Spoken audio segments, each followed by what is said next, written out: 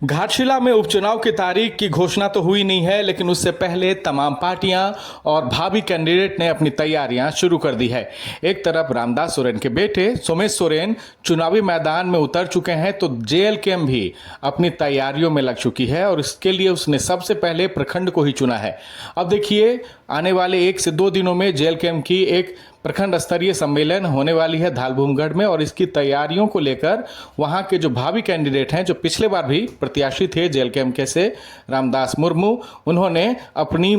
पकड़ बनानी शुरू कर दी है, लोगों से मिल रहे हैं और इस प्रखंड स्तरीय सम्मेलन जो जेएलकेएम की तरफ से होने वाली है उसे लेकर अपनी तैयारियां शुरू कर दी है। तमाम इलाकों में जा रहे हैं, लोगों से मिल रहे हैं और जेएलकेएम की योजनाओं के बारे में, जयराम महतो की क्या योजना है धालभूमगढ़ को लेकर, घाटशिला को लेकर, उसे रामदास मुर्मू जो हैं वो बताने जा रहे हैं। अब ये जो है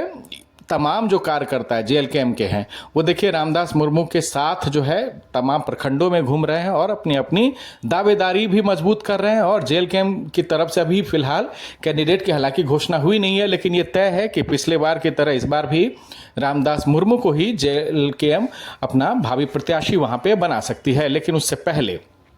ये जो प्रखंड स्तरीय सम्मेलन होने वाली है जेएलकेएम की, उसमें ये तय है और ये माना भी जा रहा है कि जयराम महतो इस प्रखंड स्तरीय सम्मेलन को संबोधित करेंगे उस चुनावी मैदान में जहां पहले से ही ये माना जा रहा है कि जेएमएम के पास सहानुभूति वोट है रामदास सोरेन के निधन के बाद।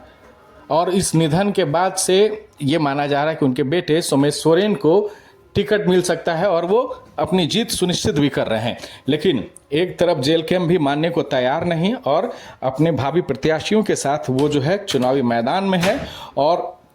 रामदास मुर्मू जो है, आप ये तस्वीर के जरिए देख सकते हैं कि कैसे इस धालभूमगढ़ में जो प्रखंड स्तरीय सम्मेलन होने वाली है जेएलकेएम की तरफ से, उसकी तैयारियों में लगे हुए हैं। और जयराम महतो निश्चित रूप से इस प्रखंड स्तरीय सम्मेलन में वो उद्घोष करने वाले हैं जो जेएलकेएम की नीति रही है। जिस तरह डुमरी को उसने जयराम महतो ने जीता, उस हिसाब से ये भी अब तय है कि वो घाटशिला के मैदान में जेएमएम और बीजेपी से पीछे नहीं रहने वाली है। और उसका ये पहले से ही जेएलकेएम के कंसेप्ट रहा है कि हार जीत बहुत दूर की बात है, पहले मैदान में बहुत ज़बरदस्त तरीके से लड़ा जाए, नतीजों पर वो ध्यान देने वाली पार्टी है नहीं। और इसलिए रामदास मुर्मू को चुनाव की तारीख की घोषणा से पहले चुनावी मैदान में उतार दिया है, तैयारियों के साथ उतार दिया है। और उसका सबसे पहला शंखनाद जो है धालभूमगढ़ को सेलेक्ट किया गया है। और इस धालभूमगढ़ के जरिए प्रखंड स्तरीय सम्मेलन से जेएलकेएम जो है अपनी नीतियों को घाटशिला के मैदान तक उतारेगी और ये तय करेगी कि सिर्फ जेएमएम और बीजेपी ही नहीं, जेएलकेएम भी इस घाटशिला के उपचुनाव में मजबूत दावेदार के तौर पर नजर आने वाली है।